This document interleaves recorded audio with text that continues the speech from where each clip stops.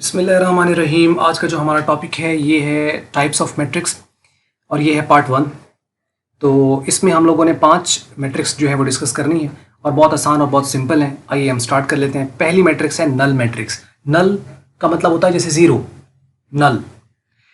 If each and every element of matrix is zero then it is called null matrix. यानी अगर उसका हर element zero हो, इसका मतलब है कि नल मैट्रिक्स के भी एलिमेंट हैं लेकिन हर एलिमेंट ज़ीरो है। तो जिसके एलिमेंट होंगे उसका ऑर्डर भी होगा, ऑब्वियसली बात है।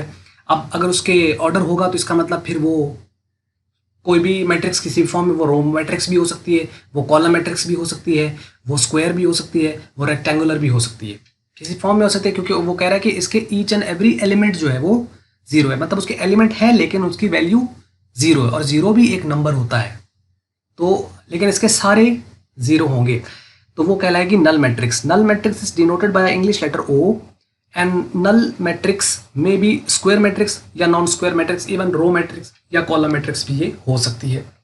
वो क्या है वो आगे हम डिस्कस कर रहे हैं। यहाँ पे जैसे दिया हुआ है ओ इज इक्वल टू, यानी null matrix is equal to 0 0 0। इसमें 4 एलिमेंट्स हैं, इसके नंबर ऑफ एलिमेंट्स 4 है लेकिन चारों के चारों एलिमेंट्स इसके जीरो हैं। तो इसके रो कितने हैं? 2 रो हैं और इसके कॉलम कितने हैं? 2। तो जिसकी रो और कॉलम आपस में बराबर होते हैं वो मैट्रिक्स आपकी स्क्वायर मैट्रिक्स कहलाती है, जो इसी में हम आगे डिस्कस भी कर रहे हैं। तो ये वाली मैट्रिक्स आपकी क्या कहलाएगी? नल मैट्रिक्स कहलाएगी। ये खाली एक रो में हो सकती है, खाली एक कॉलम में हो सकती है, इसके रो और कॉलम बराबर हो सकते हैं, बराबर नहीं हो सकते, तो किसी भी फॉर्म में ये हो सकती है। तो ये कहलाएगी आपकी नल मैट्रिक्स। यहाँ पर इसका ऑर्डर 2 by 2 है, तो जिसका ऑर्डर सेम हो, जिसकी रो और कॉलम सेम हो, वो स्क्वायर कहलाती है। अब आइए row matrix. A matrix having single row and several columns is called row matrix. यानी जिसकी एक रो है और बहुत सारे कॉलम है, वो वाली मैट्रिक्स आपकी क्या कहलाएगी? रो मैट्रिक्स कहलाएगी। Row matrix is also called row vector, इसको रो वेक्टर भी कहा जाता है।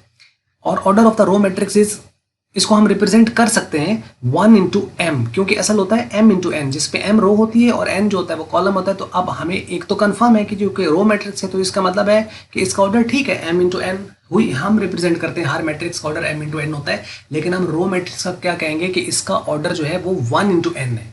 हम ये भी कह सकते हैं कि a matrix of order 1 into n is called row matrix, कि यानी एक ऐसी मैट्रिक्स का जो ऑर्डर है वो 1 इंटू एन है, उसको हम क्या कहते हैं? वो रो मैट्रिक्स कहलाती है। फॉर एग्जाम्पल जैसे अगर आपके पास ये है, तो इसमें देखो कि एक रो है लेकिन कॉलम इसके 3 हैं। तो यानी जिसमें सिवरल कॉलम्स हो, एक से ज़्यादा अगर जिसका कॉलम है और रो उसकी एक है, कॉलम एक से ज़्यादा है और रो उसकी एक है, वो वाली रो मैट्रिक्स कहलाती है, जैसे कि ये दी हुई है। तो ये आपने ऑर्डर इसका याद रखना है यहाँ पे। तो एमसीक्यूज इस तरह भी बन सकता है, जैसे वो आपको फॉर एग्जाम्पल कह देता है कि row matrix has 4 columns, how many row it has. तो आपको अगर बेसिक डेफिनेशन पता है कि एक जो रो मैट्रिक्स है और उसके कॉलम जितने वो मर्जी बता दे, तो उसकी रो कितने, उसके कॉलम जितने मर्जी बता दे, तो रो कितनी होगी? रो 1 होगी, क्योंकि वो रो मैट्रिक्स जो होगी। ठीक है, तो यानी इस तरह करके कॉमन सेंस का एक क्वेश्चन कहीं ना कहीं वो पूछ सकते हैं। तो ये आपने इसका ऑर्डर ये याद रखना है। इसी तरीके से वो आपके कॉलम बता के, आप अगर आपको कहे कि एक रो मैट्रिक्स है जिसके 5 कॉलम है, तो बताओ उसके टोटल नंबर ऑफ एलिमेंट्स कितने हैं?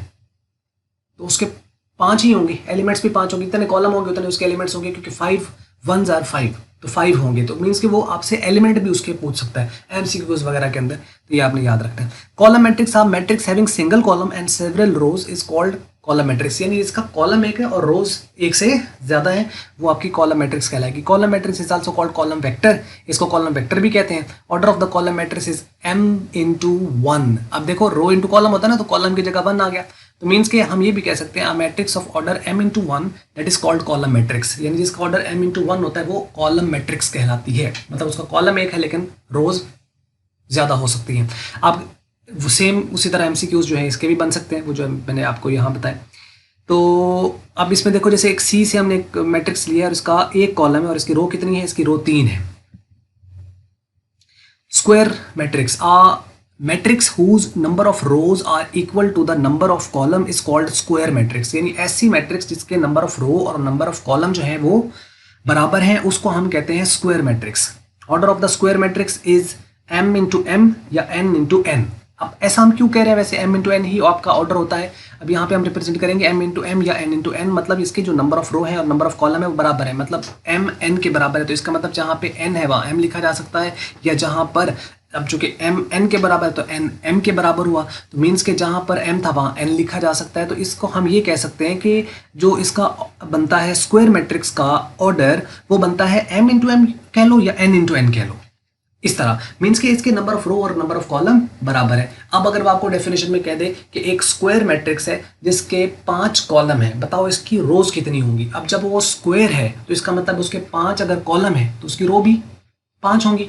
या वो कहे कि उसकी 7 रो है, बताओ उसके कॉलम कितने होंगे। अगर स्क्वायर मैट्रिक्स है तो उसके 7 ही कॉलम्स होंगे। मीन्स के जितनी रो उतने कॉलम। तो मीन्स ये आपको बेसिक डेफिनेशन क्लियर है तो उससे आपको साथ साथ कोई बेसिक एमसीक्यूज वगैरह क्लियर हो जाएंगे। स्क्वायर मैट्रिक्स जो है ये ऑर्डर 2x2 का भी हो सकती है, स्क्वायर मैट्रिक्स ऑर्डर 3x3 का भी हो सकती है, या इवन हायर ऑर्डर के भी हो सकते हैं। हायर ऑर्डर से मतलब 4x4, 5x5, 6x6, 7x7, 8x and so on, कोई भी हो सकती है। ठीक है, तो जैसे जैसे ऑर्डर बढ़ता है तो मैट्रिक्स पर ऑपरेशंस खैर कॉम्प्लेक्स होते चले जाते हैं। तो हमें इस चैप्टर के अंदर 2x2 और 3x3 के तो लाजमी करने हैं। बाकी एडवांस लेवल पर 4x4 मैट्रिक्स भी होती हैं, 5 की भी हो सकती हैं एंड सो ऑन, लेकिन वो फिर कॉम्प्लेक्सिटी बढ़ जाती है उनकी। तो अब ये एक मैट्रिक्स दी हुई है, जैसे कि स्क्वायर मैट्रिक्स हमने कहा है एस इज इक्वल टू आगे ये 14 12 5 5 5 5 5 5 ये एक मैट्रिक्स है।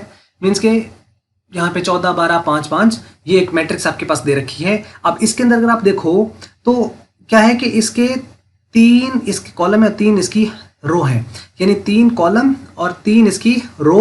तो इसकी 3x3 ऑर्डर है, तो जिसके रो और कॉलम बराबर होते हैं वो आपके पास क्या कहलाती है, स्क्वायर मैट्रिक्स कहलाती है।